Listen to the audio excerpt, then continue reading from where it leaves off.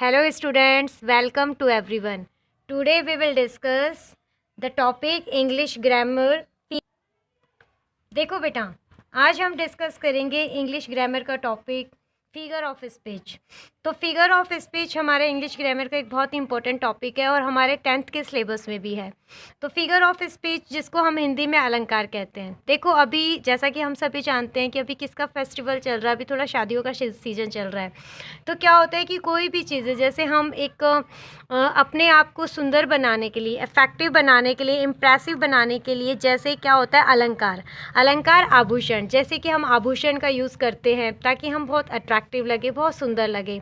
तो जिस तरीके से हम आभूषण यूज करते हैं सुंदर लगने के लिए, उसी तरीके से हमारे इंग्लिश ग्रामर में फिगर ऑफ स्पीच यूज़ किए जाते हैं सेंटेंसेस के अंदर। इसमें क्या होता है कि किसी भी फिगर ऑफ स्पीच को यूज़ करके ये एक मतलब हमारी डिवाइसेस होती है, लिटरेरी डिवाइसेस होती हैं। तो इन फिगर ऑफ स्पीच को हम यूज़ करके अपनी जो इंग्लिश ग्रामर में, तो देखो कोई आभूषण तो है नहीं यहाँ पे, कोई हमें गहने तो पहनने नहीं है, लेकिन यहाँ पे क्या है कि इंग्लिश ग्रामर में जो हमारे सेंटेंसेस हैं उनको अट्रैक्टिव बनाने के लिए, इम्प्रेसिव बनाने के लिए, अपनी बात को इफेक्टिव बनाने के लिए जो हम वर्ड्स यूज़ करते हैं हम उन्हें फिगर ऑफ स्पीच कहते हैं।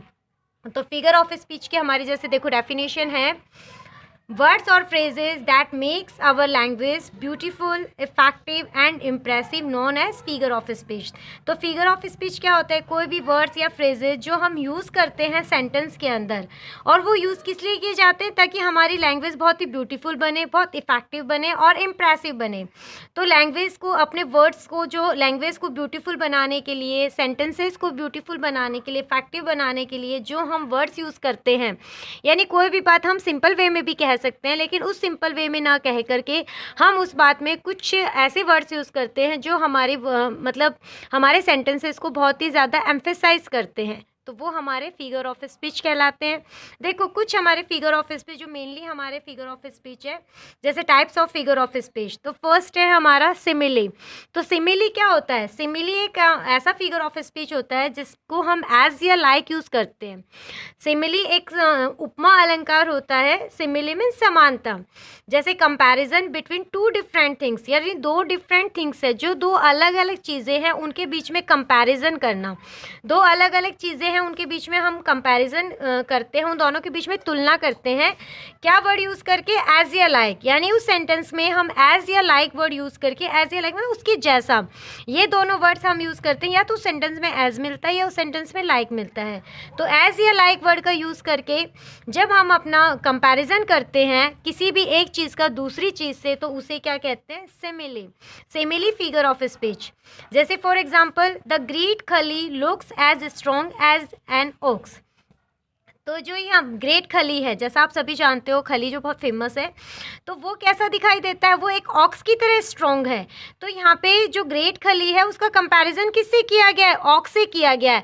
मीन्स उसकी जो इंटरनल क्वालिटी है वो ऑक्स के जैसी है। वो ऑक्स तो नहीं है ना, वो बैल तो नहीं है, लेकिन वो इतना स्ट्रॉन्ग है। एक हमारी यहाँ पे एक लिविंग थिंग्स की एक नॉन लिविंग थिंग्स से कंपैरिजन किया गया है, जैसे एक ऑक्स से उसका कंपैरिजन किया गया है कि जो ग्रेट खली है वो एक इतना स्ट्रॉन्ग है जितना कि एक ऑक्स स्ट्रॉन्ग है। ऑक्स भी हमारा लिविंग थिंग्स ही है, तो ऑक्स के साथ उसका कंपैरिजन किया है एज वर्ड यूज करके। तो कोई भी कंपैरिजन जो एज या लाइक वर्ड यूज करके किया जाता है वो सिमिली कहलाता है। नेक्स्ट है जैसे after the examination students felt as light as feathers।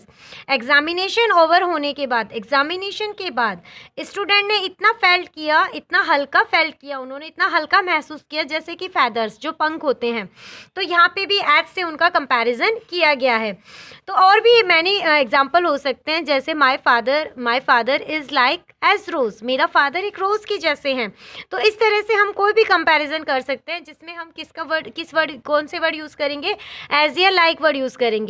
जैसे कोई भी और भी एग्जाम्पल आ सकता है, Taimur like as a kitten. Taimur किसके जैसा दिखाई देता है, एक किटन के जैसा। तो कोई भी comparison between two different things using with as और लाइक। नेक्स्ट हमारा फिगर ऑफ स्पीच है, I hope you will be understood simile figure of speech. Next है हमारा मेटाफोर। तो जो मेटाफोर होता है वो होता है रूपक अलंकार। तो जैसे कि हमने सिमिली में क्या किया है, सिमिली में तो हमने कंपैरिजन किया है किसी एक चीज़ का दूसरी चीज़ के साथ, उसकी क्वालिटीज़ के साथ। लेकिन जो मेटाफोर हमारी फिगर ऑफ स्पीच होती है, इसमें हम क्या करते हैं, एन इम्प्लाइड सिमिली, यानी हम इसमें कंपैरिजन तो जो करते हैं, कंपैरिजन तो होता है लेकिन इसमें कंपैरिजन उसके जैसा नहीं होता, वही होता है। जैसे फॉर एग्जाम्पल, जैसे हमने सिमिली में तो किया, the teacher is like as an angel, teacher एक एंजल के जैसे है। लेकिन इसमें हम मेटाफोर में क्या यूज़ करते हैं, the teacher is an angel, teacher एक एंजल ही है, वो एंजल की जैसी नहीं है, वो एंजल ही है। तो यानी हमने उसको डायरेक्टली वो चीज़ बोल दी। जैसे हमारा था, the great Khali looks as strong as an ox, तो हम जो मेटाफोर का एग्जाम्पल होगा, the great Khali looks as an, the great Khali looks an ox, great Khali ox के जैसा ही है, तो ग्रेट खली जो वो ऑक्स ही है। जैसे राम इज़ अ लॉयन, तो राम एक लॉयन है, Ram is as like as lion नहीं है कि राम लॉयन के जैसा है, नहीं, राम इज़ अ लॉयन, तो राम एक लॉयन ही है। तो यहाँ पे हम कंपैरिजन तो करते हैं लेकिन कंपैरिजन करने में हम उसके जैसा नहीं बताते, एक्चुअली में हम वही उसको इम्प्लाइड सिमिली करते हैं कि वो वैसा ही है। इम्प्लाइड का मतलब होता है अंतर्निहित, कि उसमें सिमिली जैसा ही है, वो सिमिली के जैसा ही है। The teacher is an angel और द क्लास इज़ अ जू। हम इसमें ये नहीं कहेंगे कि क्लास चिड़ियाघर की तरह है, मतलब चिड़ियाघर जैसे नॉर्मली होता है, हम क्लासेस में एंटर करते हैं तो बच्चे जैसे डिस्टर्ब पोजीशन में होते हैं, नॉइज़ वगैरह होता है, तो हम बोल देते हैं ना class, the class is look like as zoo. लेकिन इसमें ये कि द क्लास इज़ अ जू, क्या ये क्लास जू है, क्या ये क्लास चिड़ियाघर बनी हुई है। तो इसमें हम कहने का मतलब कंपैरिजन जो होता है वो डायरेक्ट कंपैरिजन होता है, इसमें कोई वर्ड एज या सिमिली यूज़ नहीं किया जाता।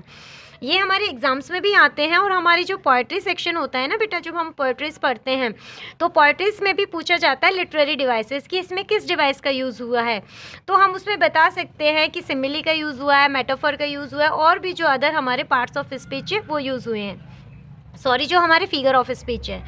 नेक्स्ट है हमारा एलिट्रेशन। जो एलिट्रेशन होता है, एलिट्रेशन क्या होता है, एलिट्रेशन में एलिट्रेशन होता है अनुप्रास अलंकार। जैसे कि इसमें जो having the same first consonant sound, इसमें जो फर्स्ट कॉन्सोनेंट साउंड होते हैं ना वो सारे सेम होते हैं। मतलब कोई भी अगर एक ही जो लेटर है, कोई भी वर्ड है, उसका फर्स्ट लेटर है वो कॉन्सोनेंट होगा, लेकिन उसके अंदर वोवल हो सकते हैं, मतलब उसके अंदर वोवल हो सकते हैं, कितने भी वोवल हो सकते हैं, उससे कोई मैटर नहीं है, लेकिन जो उसका कॉन्सोनेंट साउंड है वो हमारा सेम होगा। 2 एंड मोर वर्ड्स, 2 में भी हो सकता है, 2 से ज़्यादा भी हो सकता है। तो एलिट्रेशन कौन सा अलंकार होता है, कौन सा फिगर ऑफ स्पीच होता है जिसमें जो कॉन्सोनेंट साउंड होते हैं वो फर्स्ट, किसी भी वर्ड का जो फर्स्ट कॉन्सोनेंट होता है वो सेम होता है। देखो जैसे कि आपने ये सुना भी होगा, जैसे कि हमारे चंदू के चाचा ने चंदू की चाची को चांदी की चम्मच से चटनी चटाई, तो इसमें च च साउंड आ रहा है ना बार बार। जैसे खड़क सिंह के खड़कने से खड़कती हैं खिड़कियाँ, ये भी है, पके पेड़ पे पका पपीता। तो इस तरह के हमारे मतलब काफ़ी चीज़ें हैं जो हमें पता चलता है कि इनमें सेम साउंड आ रहा है।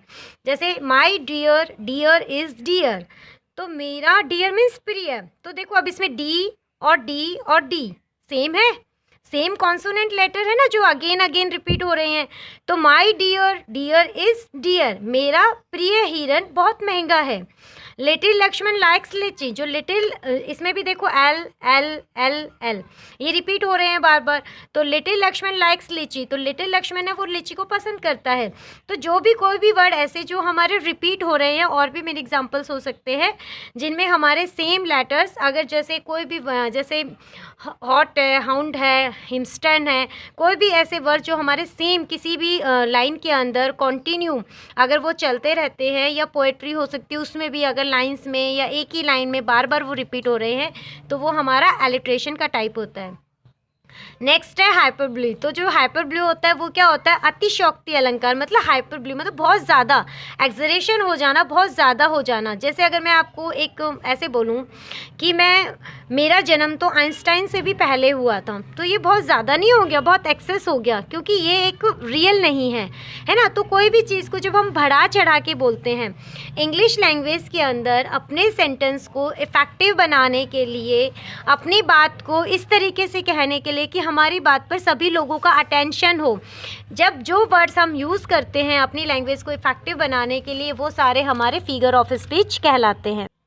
देखो बेटा, नेक्स्ट हमारा जो ये फिगर ऑफ स्पीच था हाइपरबोल। तो जो हाइपरबोल हमारा फिगर ऑफ स्पीच है, इसमें क्या होता है, किसी भी बात को बढ़ा चढ़ा के कहना, एग्जरेशन के साथ कहना। जैसे I would move mountain for her, मैं तुम्हारे लिए जो पर्वत को भी हिला सकता हूँ। तो क्या ये एक्चुअल है? नहीं है ना। बहुत ज़्यादा बढ़ा चढ़ा के क्या पर्वत को हिलाना ईजी है? नहीं है। I am so tired I could sleep for 1 year, देखो मैं बहुत थका हुआ हूँ तो मैं 1 साल तक सो सकता हूँ। क्या ये रियलिटी है? नहीं है। कोई भी 1 साल तक नहीं सो सकता, ज़्यादा से ज़्यादा वो पूरे दिन भर सो सकता है, 1 नाइट सो सकता है, 2 दिन सो सकता है, लेकिन वो इससे ज़्यादा नहीं सो सकता। तो ये चीज़ें कैसी हैं? ये चीज़ें जो बहुत ही ज़्यादा एग्जरेशन के साथ की कही गई है, बहुत ही ज़्यादा बढ़ा चढ़ा के कही गई है। जैसे his height is tall like Qutub Minar, तो उसकी हाइट कुतुब मीनार जितनी है। तो कुतुब मीनार जितनी है क्या? नहीं है ना, क्योंकि अगर कुतुब मीनार के पास जाके देखो, उसकी हाइट को मेजरमेंट करो तो क्या हाइट उतनी है? लेकिन हम बोल देते हैं, जैसे मैं आपको ये बोल दूं कि I could try to you understand many times, या I could try to understand 1000 times, तो क्या मैंने आपको हज़ारों बार समझाया है? नहीं समझाया ना। तो ये चीज़ें बहुत ही ज़्यादा एग्जरेशन के साथ किसी बात को बढ़ा चढ़ा के बोलना, इस टाइप के कोई भी सेंटेंसेस होंगे जिनमें हमें मतलब बहुत ही ज़्यादा जैसी वो चीज़ें एक रियलिटी से बिलोंग नहीं करेंगी, तो वहाँ पे हमारा कौन सा फिगर ऑफ स्पीच है? हाइपरबोलिक का फिगर ऑफ स्पीच है। नेक्स्ट है हमारा एसोनेंस। तो एसोनेंस क्या होता है? एसोनेंस के अंदर जैसे हमारा उसमें हमने पढ़ा था एलिट्रेशन के अंदर जो कॉन्सोनेंट्स रिपीट होते हैं, तो इसमें क्या होता है कि रिपीट द सेम वोवल, इसमें वोवल रिपीट होता है बट स्टार्ट डिफरेंट कॉन्सोनेंट। देखो इसमें जो सेंटेंस स्टार्ट होगा वो तो कॉन्सोनेंट से स्टार्ट होगा, वर्ड कोई भी वर्ड है वो स्टार्ट कॉन्सोनेंट से होगा, लेकिन उसमें जस्ट कॉन्सोनेंट के बाद क्या होगा? वोवल होंगे, और जो वोवल है वो सेम होंगे। पूरे सेंटेंस के अंदर जो वर्ड्स के अंदर वोवल है वो आपको सेम मिलेंगे। अगर वोवल सेम है तो वो हमारा एसोनेंस का टाइप है। For example, bear is near but no need to fear. देखो अब हमारे इसमें स्टार्टिंग के लेटर अलग है, बी अलग है, एन अलग है, यहाँ पे एन अलग है, यहाँ पे एफ है, लेकिन ये देखो बियर ई कॉमन है, यहाँ पे भी ई कॉमन है, और यहाँ पे भी ई कॉमन है, और यहाँ पे भी ई कॉमन है। तो ये हमारे जो ई लेटर है, जो हमारा वोवल जो लेटर है वो हमारा कॉमन है। तो bear is near but no need to fear, bear पास में है लेकिन फिर भी डरने की ज़रूरत नहीं है।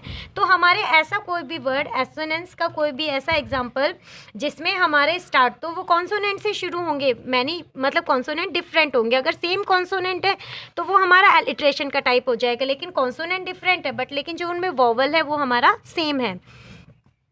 How is your cow now. अब इसमें भी देखो हमारा ये लेटर अलग है, एच अलग है, यू अलग है, सी अलग है, एन अलग है, लेकिन देखो ओ, यहाँ पे भी ओ है, यहाँ पे भी ओ है, और यहाँ पे भी ओ है, तो ये हमारे लेटर सेम है ना। तो यहाँ पे ये कौन सा टाइप है? हमारा एसोनेंस का। नेक्स्ट है हमारा फिगर ऑफ स्पीच लाइटोटस। जो लाइटोटस होता है ये क्या होता है? इसमें हम किसी के ऊपर सरकाज़म करते हैं, किसी के ऊपर हमें व्यंग करना होता है। जैसे इसकी आइडेंटिटीज होती है नॉट, मतलब इस सेंटेंस में, इस टाइप के सेंटेंसेस में नॉट गिवन होगा। Negative expression with an affirmative sense, उसका एक्सप्रेशन तो कैसा होगा? बात को वो कहेगा तो कैसे? नेगेटिव सेंस में, लेकिन उसका जो नेगेटिव जो बात को कहेगा वो तो नेगेटिव वे में कहेगा, मतलब उसमें नॉट गिवन होगा, लेकिन उस बात का जो मीनिंग निकलेगा वो पॉजिटिव निकलेगा, वो अफर्मेटिव निकलेगा। जैसे ही इज़ नॉट स्टार्विंग, देखो यहाँ पे नॉट गिवन है तो नोट से हमें पता चल गया कि लाइटोटस का टाइप है। नेक्स्ट हमारा ही इज़ नॉट स्टार्विंग, कि वह भूख से नहीं मर रहा है। तो मीन्स कहने का मतलब भूख से नहीं मर रहा है मीन्स उसका पेट फुल है, उसे भूख नहीं लग रही है। तो यहाँ पे देखो मतलब तो स्टार्विंग है, लेकिन इसका जो मीनिंग है वो कैसा आ गया? पॉजिटिव आ गया ना, अफर्मेटिव सेंस की। He is not starving means वो भूख से नहीं मर रहा है।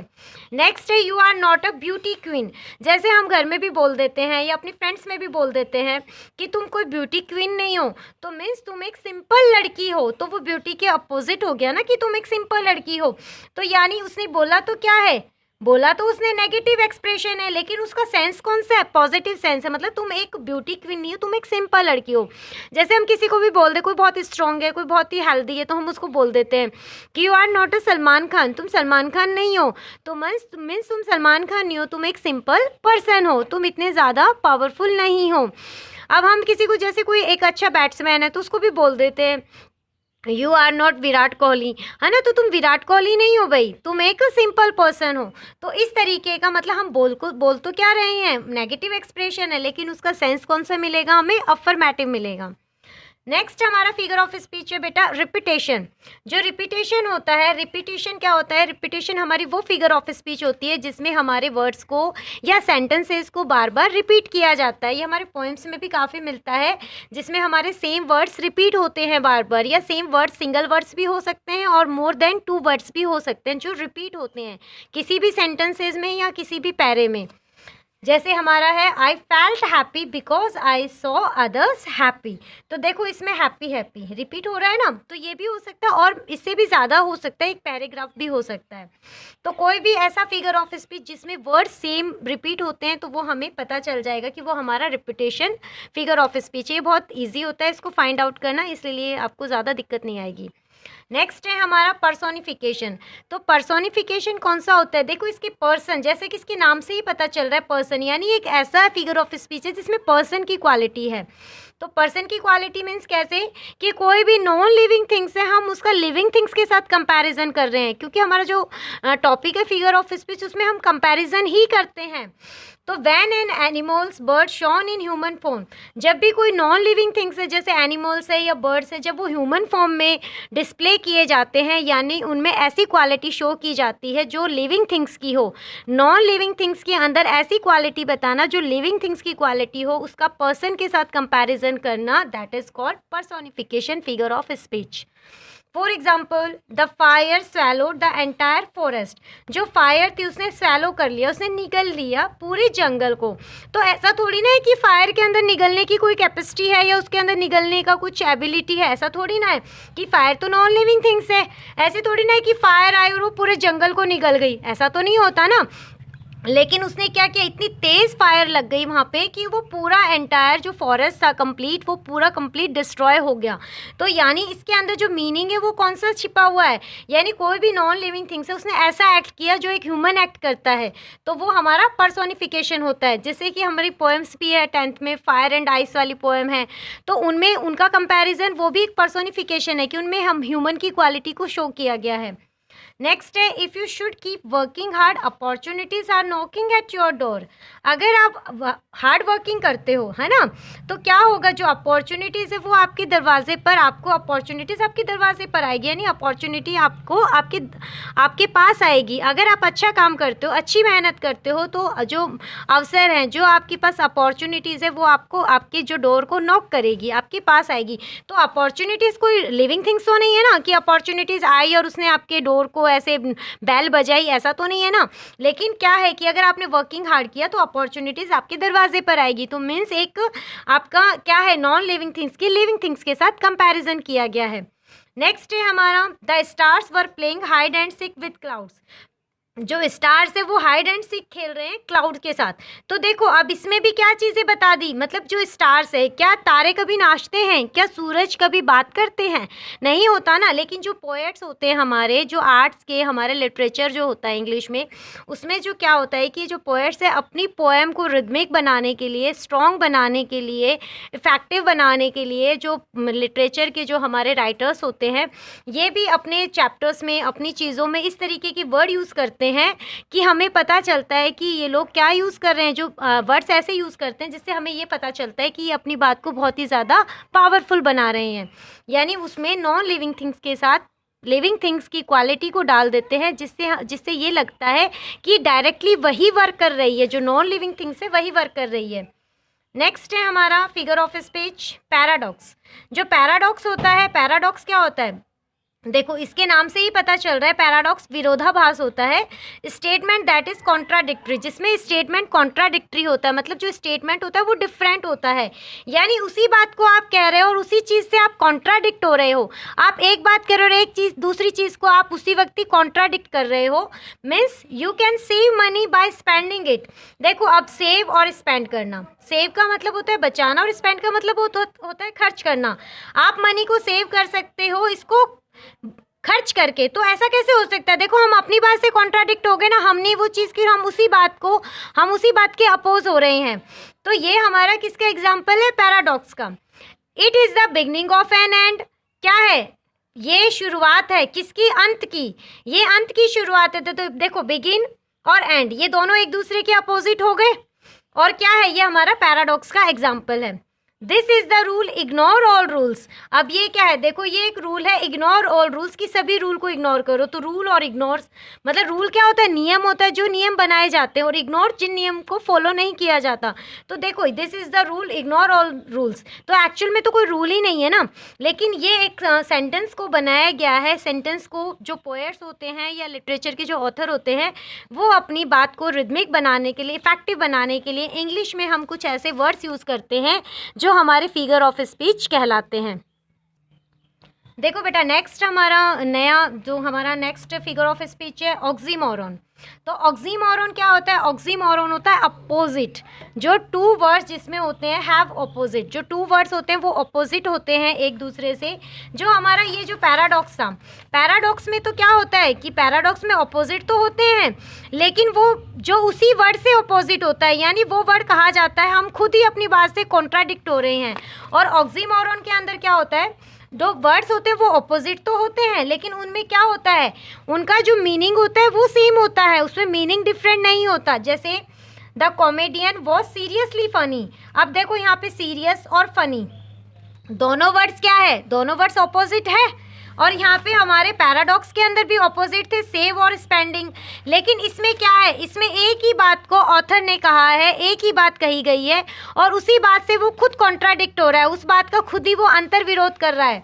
और इसमें देखो ऑक्सीमोरन में क्या होता है कि बात एक ही है, इसमें दो बातें अलग अलग नहीं है। उसमें तो दो अलग अलग बातें थी कि ये अंत की शुरुआत है, और इसमें बात एक ही है। सिर्फ वो जो ये वर्ड्स ऑपोजिट वर्ड यूज़ किए गए हैं ये दूसरे सेंस में हैं। जैसे the comedian was seriously funny, जो कॉमेडियन है वो क्या है? वो सीरियसली फनी है। सीरियसली यहाँ पे वेरी के सेंस में है।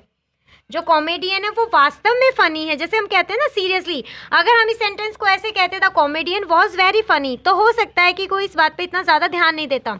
लेकिन जब हमने इस सेंटेंस को कहा the comedian was seriously funny, तो ये हमारी जो सेंटेंस है ये थोड़ा इफ़ेक्टिव बन गया।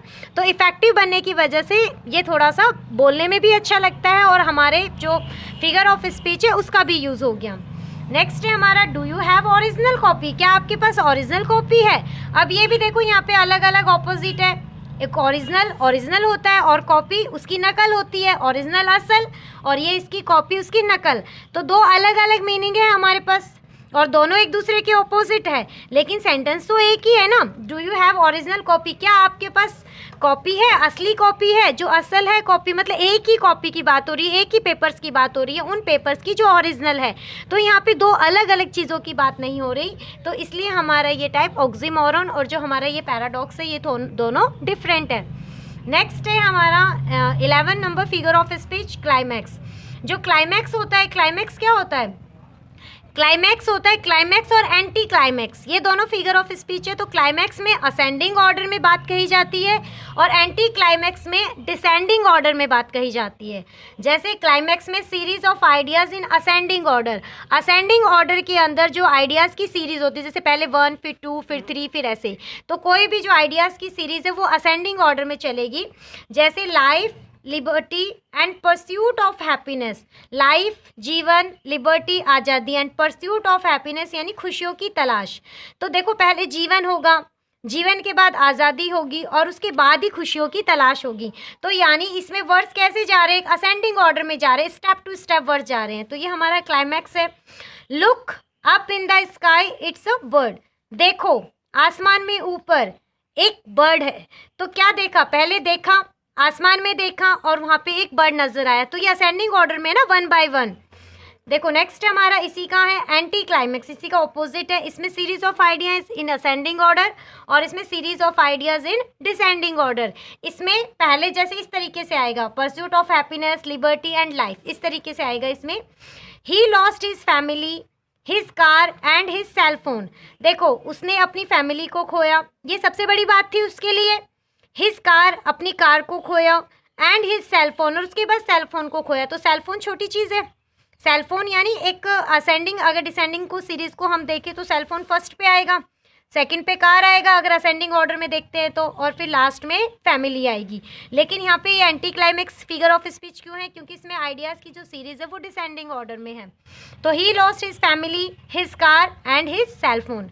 नेक्स्ट है she is a great doctor, a mother and a cook. इसमें भी ऐसे ही है कि सबसे पहले वो क्या, एक डॉक्टर है, उसका प्रोफेशन है, फिर वो एक मदर है और उसके बाद वो एक कुक है। तो इसमें भी आइडियाज़ की जो सीरीज़ है वो कैसी है, डिसेंडिंग ऑर्डर में है। तो ये हमारा एंटी क्लाइमेक्स है। नेक्स्ट हमारा फिगर ऑफ स्पीच है पन। तो पन क्या होता है? पन देखो, पन एक श्लेष अलंकार होता है जिसमें ह्यूमरस होता है, ह्यूमरस होता है और इसके अंदर हमेशा एक जॉक टाइप में होता है और इसका मीनिंग भी डबल होता है। एक्चुअल में जो कहा जाता है वो मीनिंग नहीं होता, इसका डबल मीनिंग होता है। मीन्स एक ही वर्ड के दो सेंस निकलते हैं और एक ह्यूमरस क्रिएट करता है सेंटेंस के अंदर। जैसे कि the house is a stable animal, the horse is a stable animal. तो जो हॉर्स है वो एक स्टेबल एनिमल है। तो स्टेबल का मतलब क्या होता है? स्टेबल जहाँ पे उसका हॉर्स जहाँ पे रहता है अस्तबल, वो एक अस्तबल एनिमल। और स्टेबल का मतलब एक होता है स्टिल, मतलब कॉन्सेंट। जो ये कॉन्सेंट एनिमल है मतलब एक स्थिर एनिमल है। जो हॉर्स को कैसा माना जाता है? एक बहुत ही इसके अंदर एक स्थायित्व है, यानी ये एक इसके लिए कॉन्सेंट माना जाता है कि जो हॉर्स है वो एक स्टेबल एनिमल भी और प्लस एक कॉन्सेंट एनिमल भी है। तो यहाँ पे इस वर्ड के दो मीनिंग्स निकल गए, तो ये हमारा पन है। सेकेंड है fishes are smart because they live in school. देखो, एक तो हमारा ये स्कूल जहाँ पे फिशेज रहती है और दूसरा स्कूल जो बच्चे मोस्ट ऑफ जो स्कूल जाते हैं जिसको हम सभी जानते हैं। तो फिशेज स्मार्ट है बिकॉज वो स्कूल में रहती हैं। तो यहाँ पे भी इस वर्ड के टू मीनिंग्स है।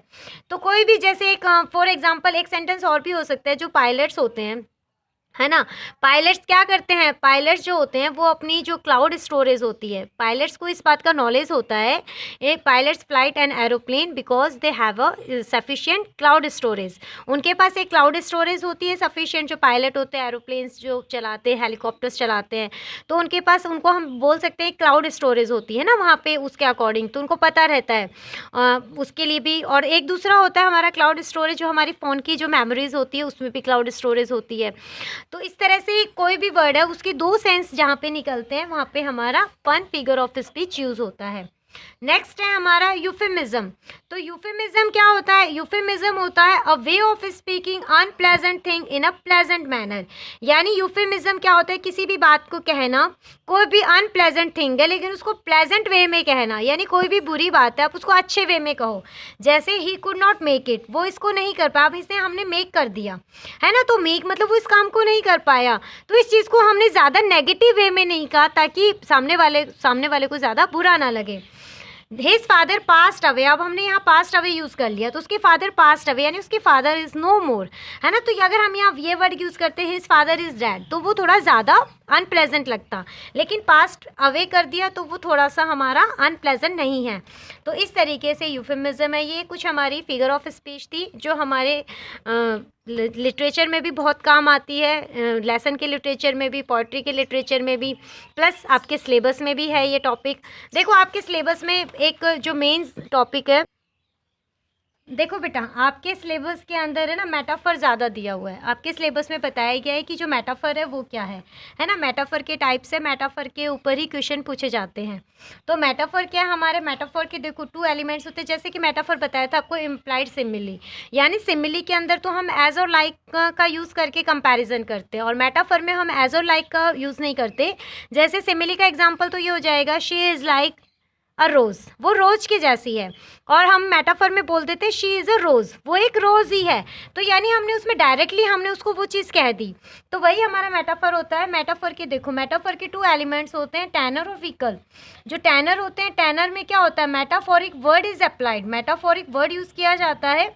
जैसे कि आपका एग्जाम्पल है O my love's a red red rose, तो यहाँ पे ओ माई लव्स, तो यहाँ पे जो ये माई लव है ये मेटाफोरिक वर्ड है, यही यहाँ पे यूज़ किया गया और ये इसका टैनर है। इस पार्ट का इसका जो एलिमेंट है वो क्या है?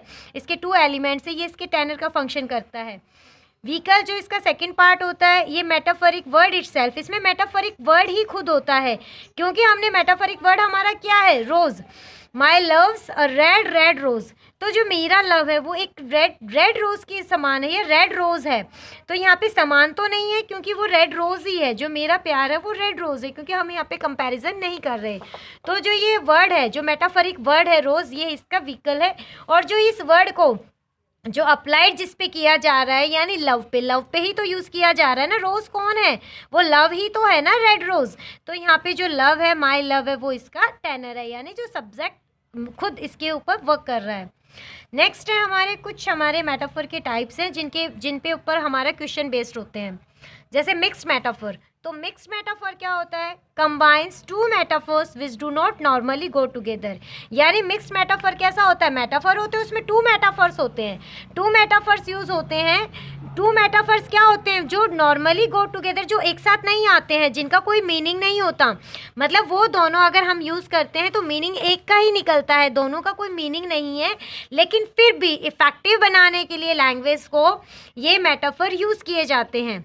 For example, I hope to become a well oiled cook in the beehive of industry.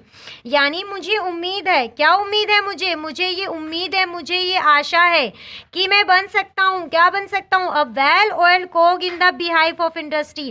कोई भी इंडस्ट्री है, कोई भी इंस्टीट्यूशन है, वहाँ पे मैं बन सकता हूँ well oiled cook. Well oiled cook किसको कहते हैं, देखो एक मशीनरी होती है, यहाँ पे एक इंडस्ट्री की बात की गई तो एक मशीनरी होती है वेल ऑयल, जैसे किसी पे अच्छा सा ग्रीस लगा हुआ है, यानी बहुत ही ज़्यादा सुपीरियर क्वालिटी का। तो कोई भी कॉक किसको बोलते हैं, एक व्हील टाइप की मशीन सी बनी हुई होती है, ऐसे व्हील टाइप की सी, इस तरीके के उसको बोलते हैं। तो कोई भी ऐसी मशीनरी जो इंडस्ट्रीज़ वगैरह में काम करती हैं, इंडस्ट्रीज़ में जो मशीनरी यूज़ की जाती है, जो बहुत ही अच्छी वेल ऑयल्ड होती है, जो बहुत ही अच्छी सुपीरियर क्वालिटी की होती है, तो वो पर्सन खुद कह रहा है कि मैं बन सकता हूँ इंडस्ट्री के अंदर, इस इंडस्ट्री के अंदर एक ऑयल को जो वेल ऑयल कोग है उसके वो बन सकता हूँ। यानी मैं इंडस्ट्री के अंदर बहुत ज़्यादा फेमस हो सकता हूँ, बहुत ही ज़्यादा सुपीरियर क्वालिटी अपनी मतलब वहाँ पे सुपीरियर क्वालिटी अपनी शो करके, और मैं बहुत ही कुछ अचीव कर सकता हूँ। तो अभी बिहाइव, यहाँ पे देखो वेल ऑयल कोक और बिहाइव, ये दो मेटाफर यूज़ किए गए हैं। तो बिहाइव क्या होता है, बिहाइव जैसे हम एक जो बीज होती है ना, बीज का जो हाउस होता है बिहाइव, वो होता है। तो इस टाइप से, मतलब यहाँ पे इसका कोई यूज़ नहीं है, वर्ड्स तो यूज़ किए गए हैं मेटाफर, लेकिन इनका कोई यूज़ नहीं है। तो कोई भी ऐसा सेंटेंस जिसमें टू मिक्स मेटाफर यूज़ किए गए लेकिन सेंस उसका एक ही निकलता हो, वहाँ पे मिक्स मेटाफर माना जाता है, वो मिक्स मेटाफर का सेंटेंस है। जैसे इसका example, to take arms against a sea of troubles. देखो यहाँ पे भी इसका, ये हमारे जो हैमलेट है उनका लिटरेचर में उनकी पोएम का एक लाइन है, टू टेक आर्म्स, यानी आर्म्स यहाँ पे किसके लिए आया है, आर्म्स यहाँ पे आया सॉल्यूशंस के लिए। जो हम प्रॉब्लम से जो सॉल्यूशन निकालते हैं वो सॉल्यूशन है, वो कंफर्ट है। Against a sea of troubles, troubles means जो मुश्किलें हैं, तो मुश्किलों को यहाँ पे क्या बोला गया, सी ऑफ ट्रबल्स, यानी कोई जो समुद्र, जो मुश्किलें हैं, जो बहुत ज़्यादा जो हम लाइफ में स्ट्रगल करते हैं, तो क्या है उन लाइफ की मुश्किलों के अगेंस्ट हमें क्या करना है, सॉल्यूशन है। जो भी हमारी मुश्किलें आती हैं, जो लाइफ में प्रॉब्लम्स आती हैं, उन प्रॉब्लम्स का सॉल्यूशन है। तो यानी यहाँ पे भी टू मेटाफर्स यूज़ किए गए, आर्म्स और सी ऑफ ट्रबल्स। तो यहाँ पे आर्म्स का कोई सेंस नहीं है, मतलब मुश्किलों का सॉल्यूशन हम कर सकते हैं, तो यहाँ पे सॉल्व भी आ सकता था, लेकिन वो एक मेटाफर का एग्जाम्पल नहीं होता। तो मेटाफर का एग्जाम्पल देने के लिए कुछ स्पेशल वर्ड्स यूज़ किए गए हैं। ये हमारे मिक्स मेटाफर है। नेक्स्ट है हमारे डैड मेटाफर। तो डैड मेटाफर, देखो डैड मेटाफर जैसे कि इसके नाम से ही पता चल रहा है कि इसने अपना ओरिजिनल मीनिंग लॉस्ट कर दिया गया है, ठीक है। One has become so common that we don't find any discrepancy between vehicle and tenor. मतलब कोई भी ऐसा सेंटेंस या कोई भी ऐसी चीज़ जो वो डेड लाइन पे पहुंच गया है, यानी कोई भी चीज़ को हम एज्यूम करते हैं, सपोज करते हैं, तो हम उसको सपोज करते हैं कि वो ऐसा होगा, वो ऐसा होगा, हम उससे इतनी ज़्यादा सपोजिशन कर देते हैं, उसका इतना ज़्यादा हम कंपैरिजन कर देते हैं कि वो अपना जो ओरिजिनल जो उसकी वर्च्यूज़ है उसको वो लॉस्ट कर देता है, और जो हम इमेजिनेशन जो होती है वही रह जाती है। तो वो हमारा डेड मेटाफर होता है। जैसे कोई भी चीज़ डेडलाइन, जैसे डेडलाइन से हमें पता चल जाता है वो चीज़ें अपने लास्ट उस पे है, डेडलाइन है, वो चीज़ें अब लॉस्ट हो चुकी है, वो अपना जो लिटरल मीनिंग है, जो ओरिजिनल मीनिंग है उसको लॉस्ट कर चुका है।